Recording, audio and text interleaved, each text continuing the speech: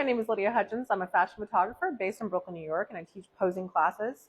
And today I wanted to talk about a comment I got on a recent video where someone was saying what to do not to get resting bitch face. And I think a lot of us, myself included, suffer from this particular element. I do feel like I have one of those looks where, like, if I'm not smiling actively or talking or expressing myself, I think I tend to look a little intimidating. And it's something that I know a lot of women tend to get often. But I wanted to talk about in terms of what you can do with small adjustments for photos that'll help lighten and soften your face a little bit. So I think some people tend to kind of lean towards one facial position typically. So what they'll do is just their like serious face. So they'll do something like this, and maybe they'll suck in on their cheeks till it increase a little bit. Like, doesn't look great on me. It looks like I'm giving fish face. Not a big fan of that. But what you can do to alter your like expressions ever so slightly is think about the edges and angles of your face. So it's really just small micro adjustments. So firstly, always remember to breathe. I think a lot of us do not. So we keep a lot of tension in our jaw here. So just think about,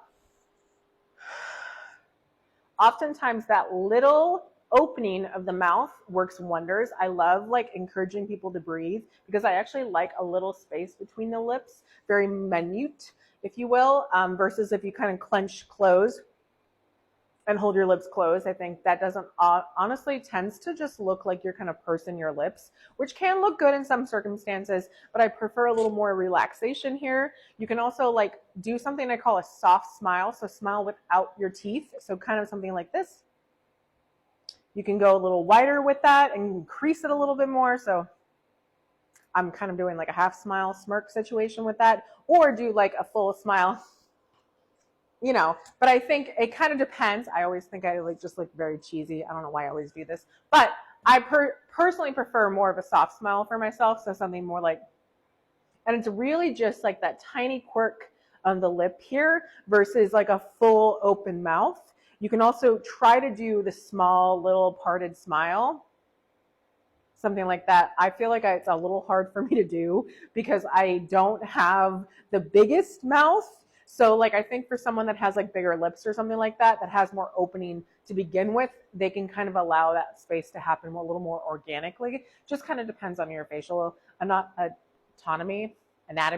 But yeah, I would recommend all of those tips to kind of play. Also, if you're ever, nervous about facial expressions, I would say just play, experiment, try new things, try to maybe set up your phone or your camera and just play or look in the mirror, play with different facial expressions, maybe raise an eyebrow, maybe try a little bit here. Think about that Tyra thing where she said smile. So like you can try to like smile and then drop the smile. So the smile still happens here in your eyes. I know it's a little tough to do, but I think that like idea is good.